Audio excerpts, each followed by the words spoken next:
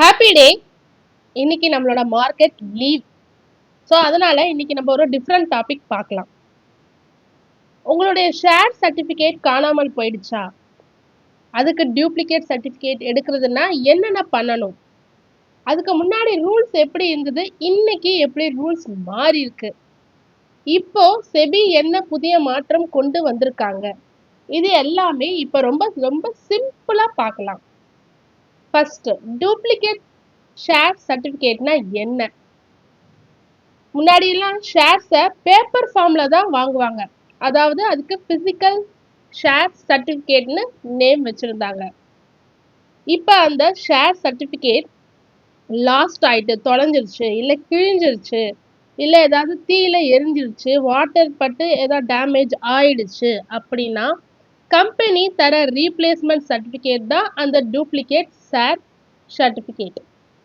இந்த duplicate share சர்டிஃபிகேட்டை ஏன் இம்பார்ட்டன்ட் சொல்கிறாங்கன்னா, ஒரிஜினல் சர்டிஃபிகேட் இல்லாமல் ஷேர்ஸை உங்களால் செல் பண்ண முடியாது. யாருக்காவது ட்ரான்ஸ்ஃபர் பண்ணணுன்னா ட்ரான்ஸ்ஃபரும் பண்ண முடியாது. டிமேட்டுக்கு கன்வெர்ட் பண்ணணும்னா, சரி முன்னாடி ஃபிசிக்கல் ஃபார்மில் தானே இருந்தது, அந்த டிமேட்டுக்கு இப்போல்லாம் டிமேட் தான் வந்துருச்சு, ஆன்லைன்லேயே பண்ணலாம். ஸோ அதுமாரி டிமேட் அக்கௌண்ட்டுக்கு மாற்றணுன்னாலும் ஒரிஜினல் சர்டிஃபிகேட் இல்லாமல் பண்ண முடியாது. ஸோ அதனால் உங்களுக்கு கண்டிப்பாக அது தொலைஞ்சிடுச்சுனாவோ இல்லை ஏதாவது டேமேஜ் ஆயிடுச்சுன்னா உங்களுக்கு டூப்ளிகேட் ஷேர் சர்டிஃபிகேட் கண்டிப்பாக தேவை. ஸோ அதனால் இந்த சர்டிஃபிகேட் ரொம்ப முக்கியம். இப்போ நம்ம ஓல்டு ரூல்ஸ் என்னன்னு பார்க்கலாம். செபி ஓல்டு ரூல்ஸில் என்ன வச்சுருந்தாங்கன்னா, 5 lakhs வரைக்கும் தான் சிம்பிளிஃபைடு ப்ராசஸாக இருந்தது இந்த டூப்ளிகேட் சர்டிஃபிகேட் வாங்க. அதுக்கு மேலே உங்ககிட்ட இருந்ததுன்னா ஷேர்ஸ் லிஸ்ட்டு ரொம்ப பெருசாக போகும், நிறைய சப்மிட் பண்ண வேண்டியதாக இருக்கும் உங்களுக்கு டூப்ளிகேட் சர்டிஃபிகேட் வாங்க. ஒவ்வொரு கம்பெனிலையும் ஒவ்வொரு மாதிரி டாக்குமெண்ட்ஸ் கேட்பாங்க. ஸோ இன்வெஸ்டர்ஸ்க்கு நிறைய கன்ஃபியூஷன் இருந்தது.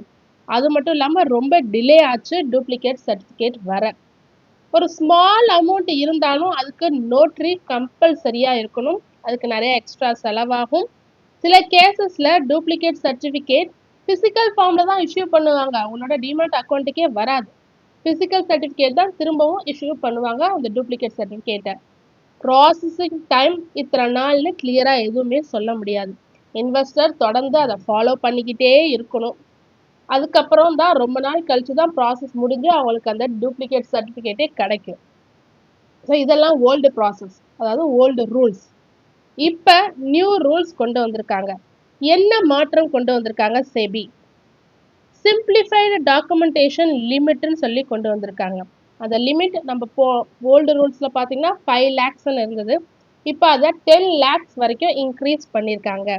10 lakhs வர செக்யூரிட்டிஸ் இருந்தால் ஒரே ஸ்டாண்டர்ட் அஃபிடவிட் கம் இன்டெமினிட்டி பாண்ட் போதும்னு சொல்லியிருக்காங்க.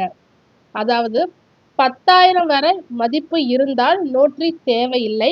அதுக்கு மேலே அதுக்குள்ளே இருந்தால் பிளெயின் பேப்பரில் நீங்கள் சிம்பிளாக இது என்னோட இது காணாமல் போயிடுச்சு அப்படின்னு சிம்பிளாக ஒரு லெட்டர் எழுதி கொடுத்தா போதும். அதே எபோவ் 10 lakhs மேலே இருந்ததுன்னா FIR, police complaint, court order இது எல்லாமே compulsory. And then company news பேப்பரில் அட்வர்டைஸ்மெண்ட்டும் நீங்கள் பப்ளிஷ் பண்ணியிருக்கணும். ஸோ இதெல்லாமே நியூ ரூல்ஸ். மிக முக்கியமான மாற்றம் என்னன்னா, இனிமேல் எல்லா டூப்ளிகேட் செக்யூரிட்டிஸ்க்கும் டிமேட் ஃபார்மில் தான் வரப்போகுது, ஃபிசிக்கலில் தர மாட்டாங்க. எல்லாமே உங்கள் டிமேட் அக்கௌண்ட்டுக்கு ட்ரான்ஸ்ஃபர் ஆகிடும். No physical certificate. அந்த ஃபிசிக்கல் சர்டிஃபிகேட்ன்றதை கம்ப்ளீட்டாக ஸ்டாப் பண்ணிட்டாங்க.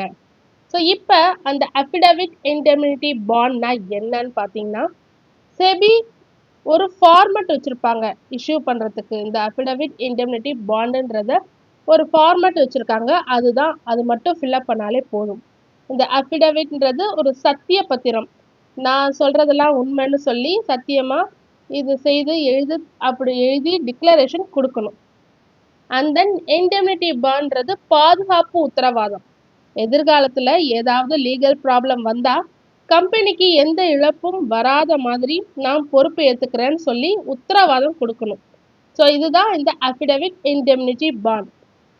இது ரெண்டையும் சேர்த்து ஒரே டாக்குமெண்ட்டாக இப்போ கொண்டு வந்திருக்காங்க, அஃபிடவிட் கம் இன்டெமினிட்டி பாண்டுன்றது. இப்போ இந்த ஸ்டாண்டர்ட், இதில் ஸ்டாண்டர்டும் அடங்கும். ஸ்டாண்டர்ட்னா அந்த ஸ்டாண்டர்ட் ஃபார்ம்ன்றது செபி கொடுப்பாங்க. ஸோ அதில் நீங்கள் ஃபில்அப் பண்ணால் போதும்.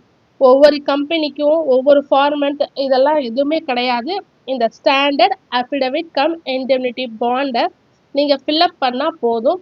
மித்த வேற கம்பெனி தர எந்த ஒரு ஃபார்மெட்டையும் எழுதி ஃபில்அப் பண்ணணும்னு அவசியமே இல்லை. உங்களுக்கு கன்ஃபியூஷனே தேவைப்படாது. இந்த ஸ்டாண்டர்ட் ஃபார்மெட்ல என்ன இருக்குன்னு பார்த்தீங்கன்னா, இன்வெஸ்டரோட டீடைல்ஸ் ஃபில்அப் பண்ணணும். நேம், அட்ரஸ், அவங்களோட ஃபோலியோ நம்பர் எல்லாம். அண்ட் தென் லாஸ்ட் டேமேஜ் சர்டிஃபிகேட்டோட டிக்ளரேஷன் இருக்கணும். அண்ட் தென் அஃபிடவிட் பார்ட் நம்ம சொன்னோம்ல, எல்லா இன்ஃபர்மேஷனும் அதில் இருக்கணும். அதெல்லாம் ட்ரூன்னு சொல்லி நீங்கள் கையெழுத்து போடணும். அண்ட் தென் இண்டெம்னிட்டி பார்ட், அதுவும் நம்ம போனதில் எக்ஸ்பிளைன் பண்ணியிருந்தால, அதையும் நீங்கள் ஃபில்அப் பண்ணணும். அண்ட் தென் இன்வெஸ்டரோட சைன், டேட், விட்னஸ் தேவைப்பட்டா ஃபில்அப் பண்ணிக்கலாம். அண்ட் தென் ஸ்டாம்ப் பேப்பரில் எக்ஸிக்யூட் பண்ணணும். என்னன்னு பார்த்தீங்கன்னா, இதில் 10,000க்கு மேலே கேசஸ் மோஸ்ட்லி போச்சுன்னா அதில் ஸ்டாண்டர்ட் அஃபிடவிட் இண்டெம்னிட்டி பாண்ட் கண்டிப்பாக ஃபில்அப் பண்ணணும். 10,000க்கு கீழே இருந்ததுன்னா நீங்கள் சிம்பிளாக பிளெயின் பேப்பரில் எழுதி கொடுத்தா போதும். 10,000த்துல மேலே போச்சுன்னா மோர் தென் அதாவது அப் டு 10 lakhs வரைக்கும் போச்சுன்னா இந்த கண்டிப்பாக ஸ்டாண்டர்ட் அஃபிடவிட் இண்டெம்னிட்டி பாண்ட் ஃபில்அப் பண்ணணும். சைன் பண்ணி கம்பெனிக்கு சப்மிட் பண்ணணும். அதுவும் இதை வந்து ஸ்டாம்ப் பேப்பரில் நீங்கள் இதை எக்ஸிக்யூட் பண்ணணும். இந்த செபி ஃபார்ம் இருக்குல்ல, அதை ஃபில்அப் பண்ணி அதை ஸ்டாம்ப் பேப்பரில் எழுதி சப்மிட் பண்ணணும். ஸோ இதெல்லாம் தான் இப்போ சேஞ்சஸ் கொண்டு வந்திருக்காங்க செபி டூப்ளிகேட் சர்டிஃபிகேட் வாங்குறதுக்காக. அதுவும் டூப்ளிகேட் சர்டிஃபிகேட் எங்கே வரும்னா டேரெக்டாக உங்களோட டிமேட் அக்கௌண்ட்டுக்கு வந்துடும். ஃபிசிக்கல் டூப்ளிகேட் சர்டிஃபிகேட் இனி கிடையாது. தொடர்ந்து இதே மாதிரி யூஸ்ஃபுல்லான மார்க்கெட் அப்டேட்ஸ் வேணும்னா மறக்காம நம்ம சேனலை சப்ஸ்கிரைப் பண்ணுங்க, பெல் ஐக்கான் கிளிக் பண்ணுங்க, லைக் அண்ட் ஷேர் பண்ணுங்க. தேங்க்யூ.